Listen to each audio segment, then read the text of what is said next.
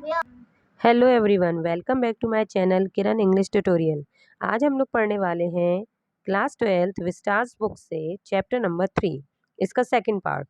First part मैं पढ़ा चुकी हूँ, जिसकी वीडियो मैं ऑलरेडी डाल चुकी हूँ। आपको उसका लिंक डिस्क्रिप्शन बॉक्स में मिल जाएगा। आप जाकर पहले फर्स्ट पार्ट को पढ़ लीजिए, देन फिर सेकेंड पार्ट शुरू करते हैं। पिछली वीडियो में हम यहाँ तक पढ़ चुके थे। ह्यूमन इम्पैक्ट से हमको शुरू करना है। देखिए, आपको ये पैराग्राफ दिख जाएगा, ह्यूमन इम्पैक्ट। यहाँ से हम शुरू करते हैं। Human civilisations have been around for a paltry 12,000 years, barely a few seconds on the geological clock. जो मानव सभ्यता है, ह्यूमन सिविलाइजेशन है, वो करीब 12,000 साल पुरानी है। एंड बोल रहे हैं कि अगर आप क्लॉक में देखोगे तो क्लॉक, जियोलॉजिकल जो क्लॉक होती है ना, जो मतलब जैसे जो ब्रह्मांड की जो क्लॉक है, उस हिसाब से अगर हम देखेंगे तो कुछ सेकंड ही अभी ब्रह्मांड के बीते हैं। और हमारे कितने साल बीत चुके हैं? हमारे 12,000 साल बीत चुके हैं। जैसे बोलते हैं ना कि ब्रह्मा, हमारा एक सेकंड ब्रह्मा के 100 साल के बराबर होता है, ऐसा ही। In that short amount of time, we have managed to create quite a ruckus, itching, or dominance over nature with our villages, towns, cities, mega cities. क्या कह रहे हैं? इतने कम समय में भी हमने क्या कर लिया है? मैनेज कर लिया है कि हमने धरती को पूरी तरीके से रख कर दिया है, यानी कि खोखला कर दिया है, इच कर दिया है, पूरी तरीके से खको मतलब खरोच खरोच के पूरा निकाल लिया है। अवर डोमिनेंस मतलब हमारी जो निर्दयता है नेचर के प्रति, हमारे विलेजेस, हमारे टाउन, सिटीज और जो बड़ी बड़ी मेगा सिटीज बन रही हैं, उनसे हमने क्या किया? अपनी धरती को, अपनी प्रकृति को पूरा बर्बाद कर दिया है। The rapid increase of human population has left अस। जो इंसान की पॉपुलेशन जो है, जनसंख्या जो है, वो इतनी स्पीड से बढ़ रही है, जिसकी वजह से battling with other species for limited resources. हमको क्या करना पड़ रहा है? हमें दूसरी स्पीसीज के साथ बैटल करना पड़ रहा है, यानी युद्ध करना पड़ रहा है। किस चीज़ के लिए? रिसोर्सेज के लिए। रिसोर्सेज होते हैं संसाधन जो हमें यूज़ करने हैं, जैसे कि खाने पीने की चीज़ें हो गई, पेड़ पौधे हो गए, रॉक्स, मिनरल्स, ये सब हो गए, है ना। और ज़्यादातर एरिया के लोग फिशरीज पर भी डिपेंड करते हैं, तो फिशरीज हो गई। तो हमें क्या करना पड़ रहा है? हमें दूसरी स्पीसीज के साथ इन लिमिटेड रिसोर्सेज को लेकर हमें लड़ाइयाँ करनी पड़ती हैं, क्योंकि पॉपुलेशन ज़्यादा बढ़ रही है। And the unmitigated burning of fossil fuels has now created a blanket of carbon dioxide around the world. अब चूंकि फॉसिल फ्यूल का इतना ज़्यादा बर्निंग हो रही है, जलाया जा रहा है, जिससे क्या हो रहा है कि कार्बन डाइऑक्साइड हमारे संसार में बढ़ती जा रही है, विच इज स्लोली, जो कि धीमी धीमी बढ़ रही है, but surely increasing the average global temperature. लेकिन पक्के पे वो क्या कर रही है? पूरी पृथ्वी का टेम्परेचर बढ़ा रही है। Climate change is one of the most hotly contested environmental debates of our time. क्या कह रहे हैं कि जो क्लाइमेट चेंज जो अब हुआ है, पहले नहीं था, अब ये ज़्यादा होने लगा है। तो ये जो क्लाइमेट चेंज जो हुआ है ना, अब आपका क्लाइमेट चेंज मतलब कैसा कि जो हमारे मौसम जो होते थे, पहले टाइमली आते थे, लेकिन अब क्या है? मौसम हमारे डिस्टर्ब होने लगे हैं।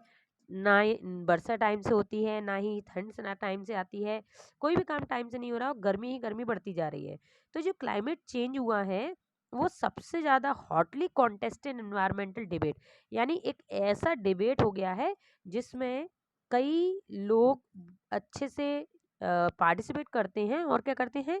डिबेट करने में नंबर 1 पर है। मतलब इस पे अपन अच्छी खासी बहस कर सकते हैं।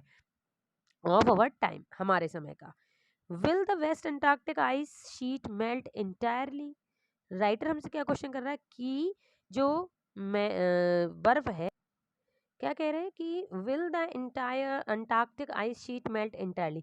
क्या जो अंटार्कटिक जो आपका कॉन्टिनेंट है, अंटार्कटिक कॉन्टिनेंट, क्या उसकी जो आइस है, वो जो शीट है, आइस शीट यानी जो बर्फ की जो शीट है, क्या वो पूरी तरीके से मेल्ट हो जाएगी?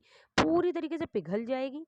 क्योंकि देखिए, हमारा जो पीने का पानी है ना, 80% अंटार्कटिक आइस शीट से ही आता है। अगर वो पूरी तरीके से मेल्ट हो गई तो हमारे लिए धरती पर पीने का पानी बिल्कुल ना के बराबर रह जाएगा, मतलब नहीं मिलेगा ही नहीं, क्योंकि बाकी पानी तो सारा खारा है।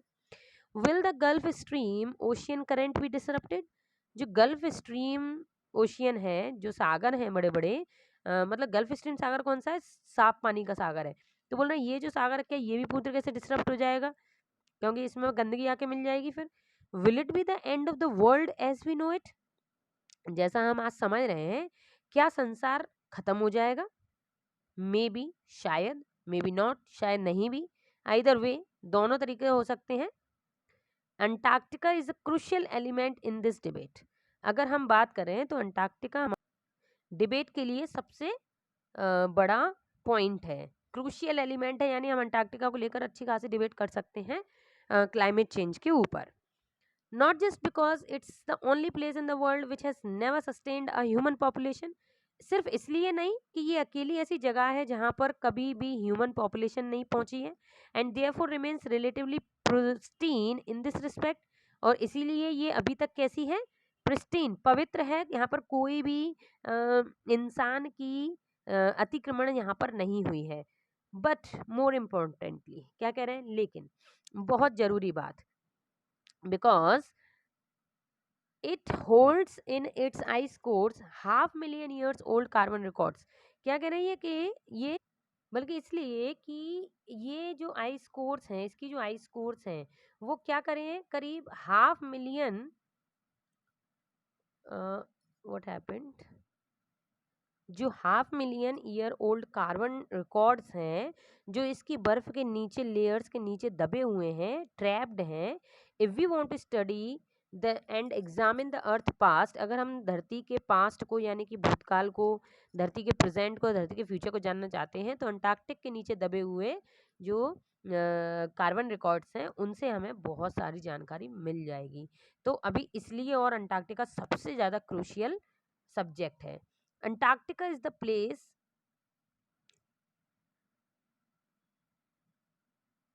place to go। क्या कह रहे हो, अंटार्कटिका एक ऐसी जगह है जाने के लिए जहां पर हमें धरती का प्रेजेंट, पास्ट और फ्यूचर मिल सकता है।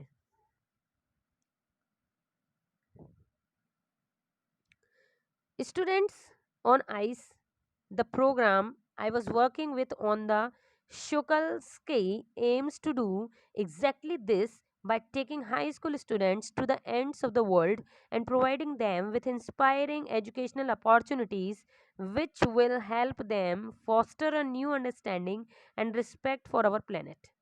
देखिए कितना लंबा सेंटेंस है ये, ध्यान से सुनिएगा। स्टूडेंट्स ऑन आइस, ये स्टूडेंट्स ऑन आइस एक प्रोग्राम है जो इन्होंने चलाया था। तो क्या कह रहे हैं कि जो स्टूडेंट्स ऑन आइस जो प्रोग्राम इन्होंने चलाया है, जिसमें हमारे राइटर उनके साथ काम कर रहे हैं शॉकल्सकी के साथ, जिनका एम ये है, एम यानी टारगेट है ना, हमारा गोल क्या है, उनका goal to do exactly this, यही करना, उन बच्चों को ले जाकर, कौन को ले जाकर, हाई स्कूल के बच्चों को लेकर, हाई स्कूल के बच्चे मतलब 10th क्लास तक के, उनको ले जाना to the end of the world. End of the world कहाँ है, ओबियसली अंटार्कटिका पे ही है।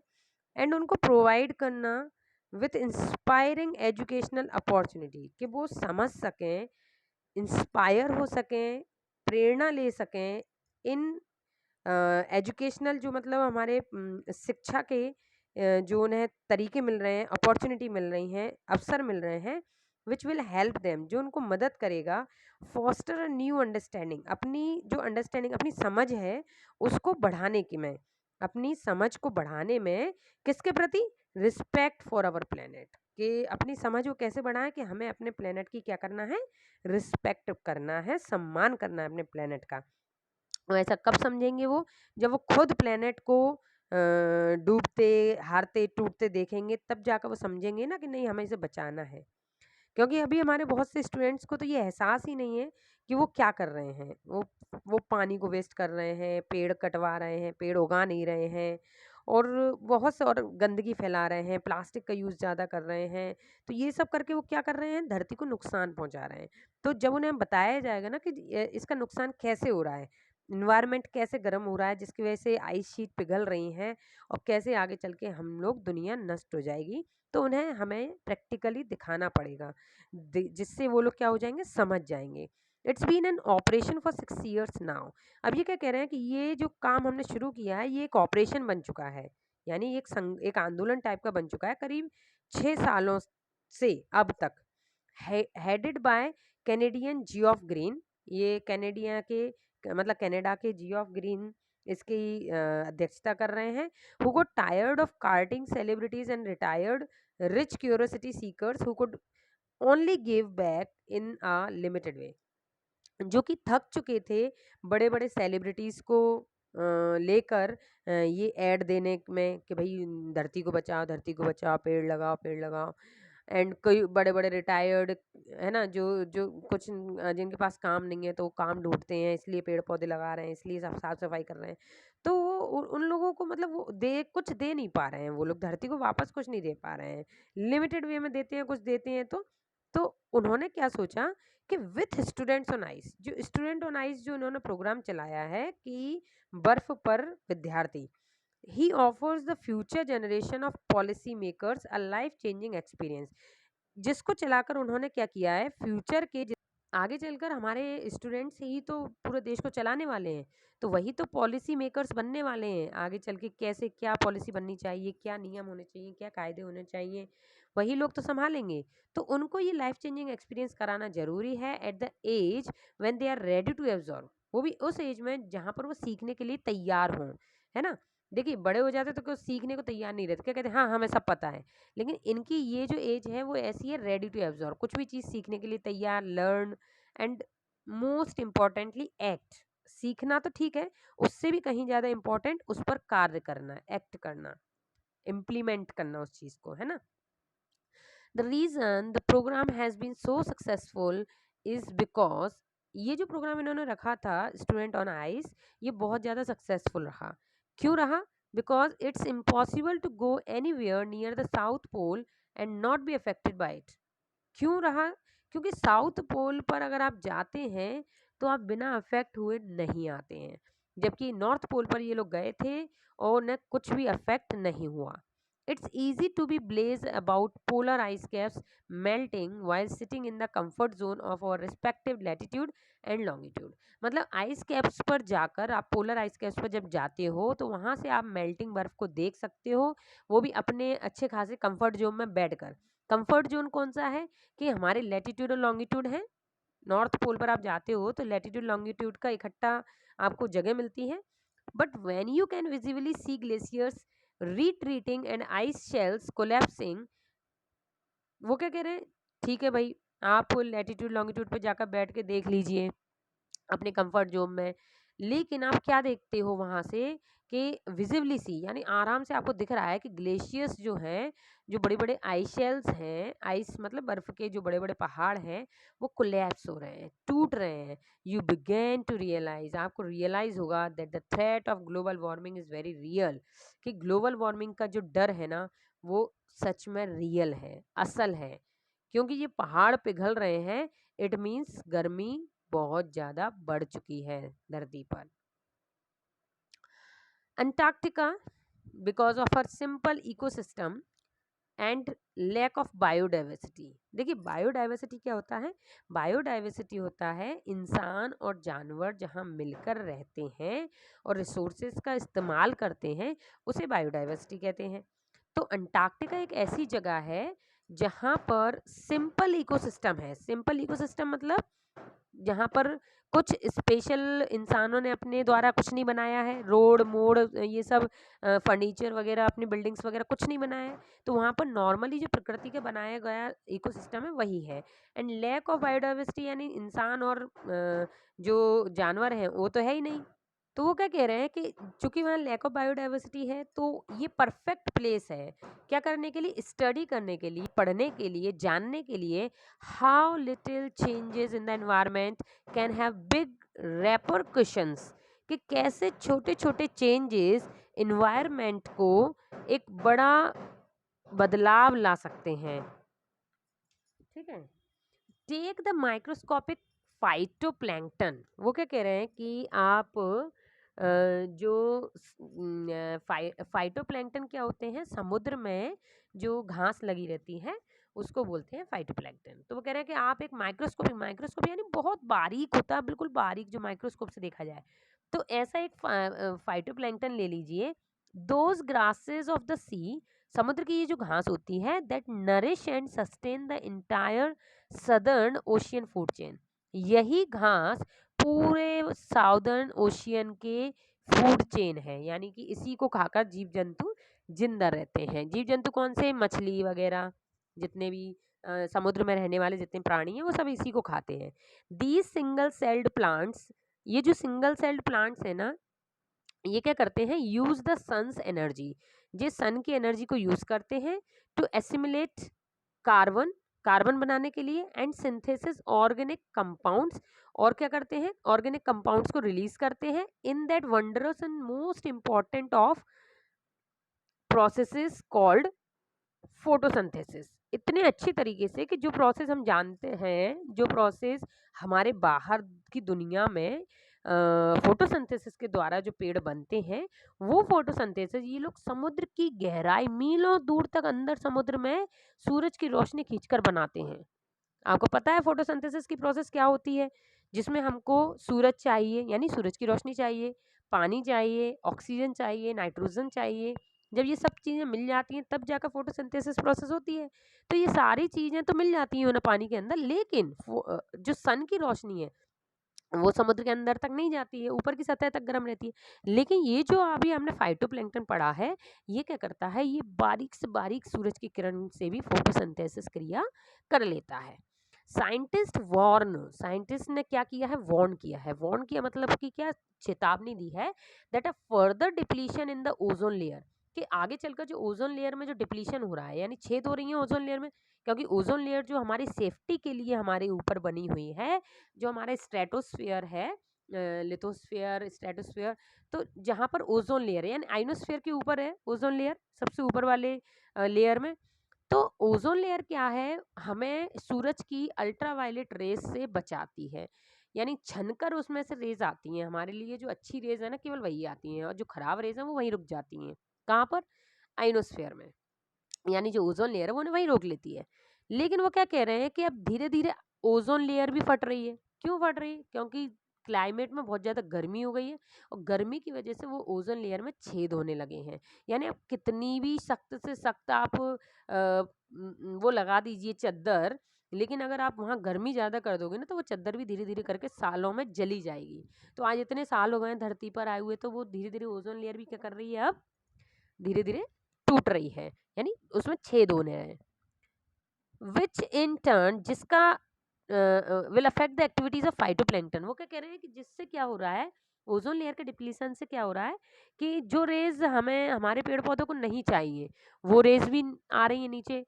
तो फाइटोप्लैंक्टन का उससे क्या हो रहा है, नुकसान हो रहा है। फाइटोप्लैंक्टन जो बारीक से बारीक सूरज की किरण को भी यूज करके फोटोसिंथेसिस की प्रोसेस करती थी, तो क्या हो रहा है कि जो फाइटोप्लैंक्टन है ना उसकी एक्टिविटीज डिस्टर्ब हो रही हैं, जिसकी वजह से ज़्यादा से ज़्यादा फाइटोप्लैंक्टन नहीं बन पा रहा है, और जो जीव जंतु हैं उनके लिए खाना नहीं बन पा रहा है। विच इन टर्न, जिसका और रिटर्न भी मिल रहा है भाई, return will affect the lives of all the marine animals and birds of the region. देखिए जब फाइटोप्लैंक्टन नहीं बनेगा तो मराइन यानी जो समुद्र के अंदर के जो एनिमल्स हैं उन्हें भोजन नहीं मिलेगा, और जब उन्हें ही भोजन नहीं मिलेगा, वही जिंदा नहीं रहेंगे, तो बाहर के जो बर्ड्स हैं, जो जो समुद्र के जीवों को खाकर जिंदा रहते हैं, तो उनके लिए वो बर्ड्स, वो जीव कहाँ से आएंगे, है ना। तो दो तरीके, दो स्पीसीज यहाँ पे एक्सटिंक्ट हो रही है ना, नष्ट हो रही। कौन सी, एक तो समुद्र में रहने वाले, क्योंकि उनके लिए खाने के लिए फाइटोप्लैंक्टन नहीं बन पा रहा है, और दूसरा जब उनको खाने के लिए फाइटोप्लैंक्टन नहीं बनेगा तो वो ही नहीं रहेंगे, तो बर्ड्स किनको खाएंगे। And the global carbon cycle, और पूरी की पूरी जो संसार की वैश्विक जो कार्बन साइकिल है वो नष्ट हो रही है। In the parable of the phytoplankton there is a great metaphor for existence. वो क्या कह रहे हैं कि अगर हम फाइटोप्लैंक्टन की जगह कुछ और यूज करें ना, तो भाई हम कह सकते हैं कि एग्जिस्टेंस वर्ड हम फाइटोप्लैंक्टन के लिए यूज कर सकते हैं। एग्जिस्टेंस मतलब कि किसी भी चीज का होना, एग्जिस्ट होना, तो मतलब जिंदगी है यानी फाइटोप्लैंक्टन है। Take care of the small things and the big things will fall into place. पहले छोटी चीजों की केयर करो, बड़ी चीजें अपने आप जगह पर आ जाएंगी। जब आप छोटी चीजों को संभाल के रखोगे तो बड़ी चीजें तो अपने आप ही जगह पर होंगी। वॉक ऑन द ओशियन, अगला हमारा पैराग्राफ है वॉक ऑन द ओशियन, यानी ओशियन पर चलना। My Antarctic experience was full of such epiphanies, but the best occurred just short of the Antarctic Circle at 65.55 degrees south. देखिए क्या कह रहे हैं वो, कि मेरा जो अंटार्कटिक एक्सपीरियंस रहा है, यानी मैं जब अंटार्कटिका पर गया था तो मेरा जो एक्सपीरियंस था वो फुल ऑफ एपिफेनीज था। एपिफेनीज यानी कि ये एक उन्होंने फिगर ऑफ स्पीच का वर्ड यूज किया है, एपिक जिसको बोलते हैं। तो इसमें क्या होता है, बहुत सारा एक शोक यानी जो दुख होता है वो दुख प्लस आश्चर्य, तो दुख और आश्चर्य मिलाकर जो हमारी फीलिंग्स होती है उसे एपिफेनी बोलते हैं। तो वो क्या कह रहे हैं कि जो मेरी फीलिंग्स थी ना पूरी तरीके से एपिफेनी से भरी हुई थी, लेकिन जो बेस्ट अकर्ड जो था वो क्या है, तो वो क्या कह रहे हैं कि मुझे क्या जो समझ में आया, just short of the Antarctic circle eight इतना डिग्री साउथ, मतलब मुझे सिर्फ इतना ही समझ में आया कि जो अंटार्कटिक का जो सर्कल है वो 65.55 डिग्री साउथ तक लगा हुआ है, और जिसको देखकर मेरी जो फीलिंग्स है वो एपिफेनी हो चुकी थी। The Shokalskiy had manage to wedge herself into thick white stretch of ice between the peninsula and Tadpole Island। देखिए ये जो शॉकलिस्की हैं, ये लेडीज हैं, वो क्या कह रहे हैं कि उन्होंने अपने आप को इस तरीके से मैनेज किया, अपने आप को इस तरीके से संभाला कि वो वहाँ के पेनिनसुला के आइस में और टेडपोल आइलैंड पे वो अच्छी तरीके से खुद को स्ट्रेच कर पाई, ठीक है। Which was preventing us from going any further, जिसने हमें क्या किया कि हम कहीं और ना जाएं, यानी रास्ता ना भटके, उससे हमें बचा के रखा। उन्होंने जो स्टडी किए हैं और जो उनके पास जितना भी मतलब कंपास वगैरह जितना भी सामान था, उसने हम सबको बचा के रखा कि हम कहीं और ना जाएं, यानी कि हम भटके नहीं। The captain decided we were going to turn around and head back north. Captain ने ये डिसाइड किया कि हम लोग घूमेंगे और नॉर्थ की तरफ जाएंगे, बट बिफोर वी डिड, लेकिन इससे पहले कि हम ऐसा करते, we were we were all instructed to climb down, हम सबको इंस्ट्रक्शन दिए गए कि हमें नीचे उतरना है। The gangplank and walk on the ocean, gangplank पर उतरना है और ओशियन पर चलना है। अब आप कहेंगे ओशियन पर कैसे चल सकते हैं भाई, ओशियन यानी कि समुद्र, समुद्र पर कैसे चल सकते हैं, तो आपको पता होना चाहिए कि ये बर्फीले पहाड़ों पर हैं, तो समुद्र भी इनका बर्फीला ही होने वाला है, जमा हुआ। So there we were all 52 of us, हम लोग कितने लोग थे, 52 लोग थे, यानी बच्चों को मिला के। किटेड आउट इन गोर टैक्स एंड ग्लेयर्स, ये लोग सारे के सारे वो पहने हुए थे चश्मे ठंड से बचने के लिए, पैरों में भी वो पहने हुए थे जूते।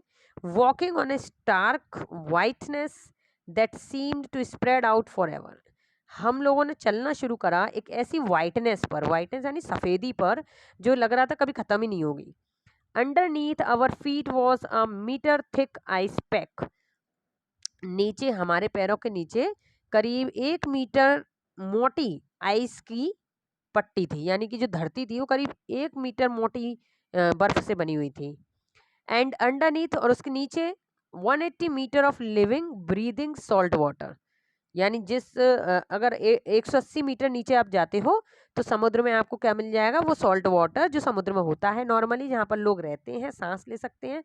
In the periphery crab eater seals were stretching and sunning themselves on ice floes, much like stray dogs will do under the shade of a banyan tree। क्या कह रहे हैं वो, कि वहाँ की जो सील्स, बड़ी बड़ी शार्क, जो बड़ी बड़ी मछलियाँ हैं, वो सब क्या करती थी, एक तरफ किनारे पर आती थी सन की रोशनी लेने के लिए, और फिर उन्हीं आइस फ्लोस के नीचे वो छुप जाती थी। जैसे कि कोई डॉग, मान लीजिए गली के कुत्ते होते हैं, वो आके बनियन ट्री के नीचे थोड़ा सा आराम कर लेते हैं और फिर जाके अपना काम करने लगते हैं। It was nothing short of a revelation, everything does Indeed connect, कुछ भी हटकर नहीं था, हमको नहीं लग रहा था कि कुछ रेवल्ड है, यानी कुछ भी अलग चीज है, सब कुछ कनेक्टेड लग रहा था, हमें ऐसा लगा जैसे सब सब कुछ हम जानते हैं, सब हमारे हमसे ही रिलेटेड है सारी चीजें।